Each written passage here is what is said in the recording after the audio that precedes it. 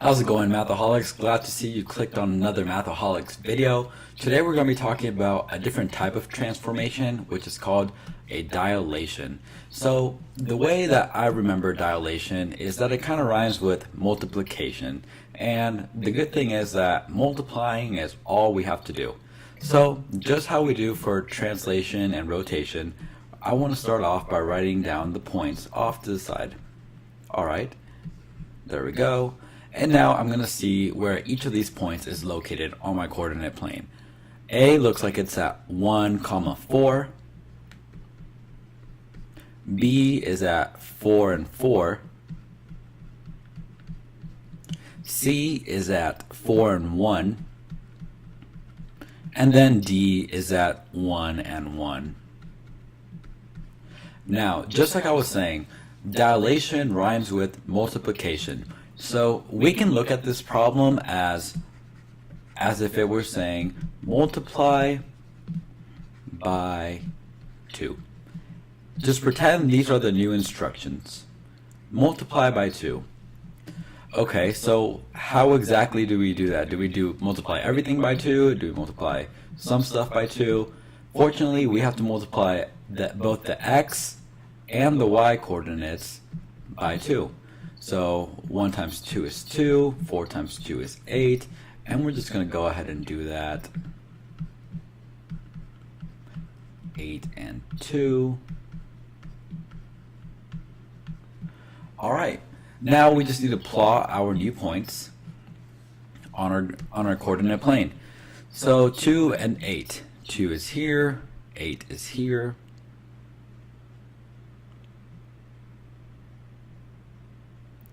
8 and 8.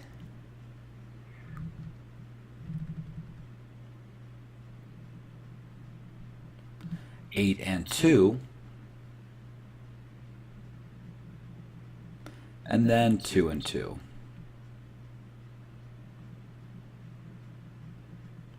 Then we connect the dots.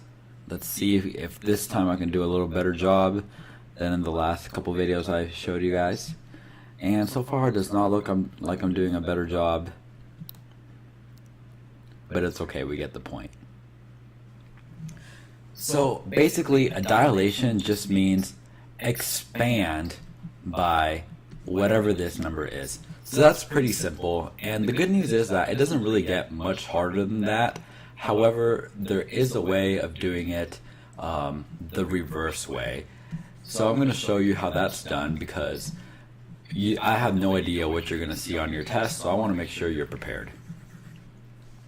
Alright, so I'm going to change the questions. Dilate by a scale factor of 1/2. Now the good news is we just do the exact same thing, except we're not multiplying by 2, we're multiplying by a half.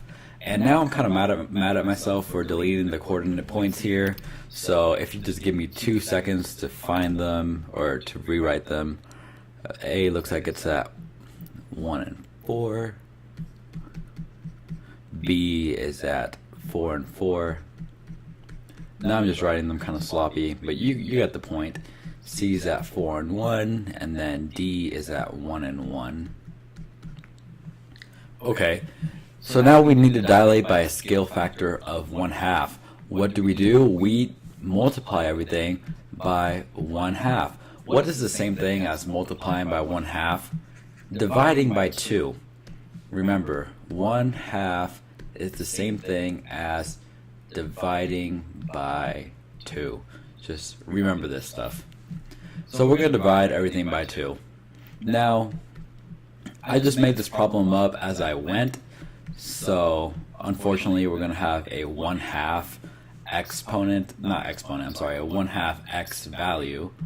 But it's okay. I'm glad I'm kind of making it a little more difficult, just so if you see something that's semi-difficult on the test, you're already prepared.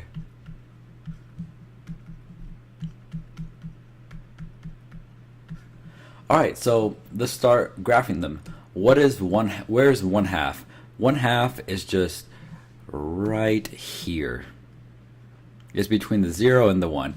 I'm going to go ahead and delete the A, B, C, D because as we can already see, those letters are getting in the way of what we're doing.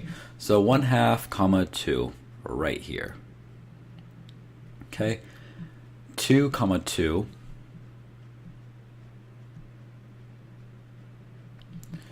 2 comma 1/2.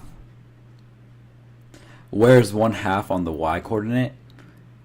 Between the 0 and the 1. And then where is 1/2 and 1/2? We already know that right here we have 1/2 on the x coordinate, and so we have 1/2 here, and approximately 1/2 is around here. So now I'm glad that I made up that problem, because like I said, when I make these problems up, I just do them as I go. So if you see something like this on the test, don't be confused if your teacher's making you graph something to the 1/2. It is completely acceptable. So what does this mean? This means that this square that we just created is half the size of this original square that we have. And I hope this video helped you understand dilations a little bit better.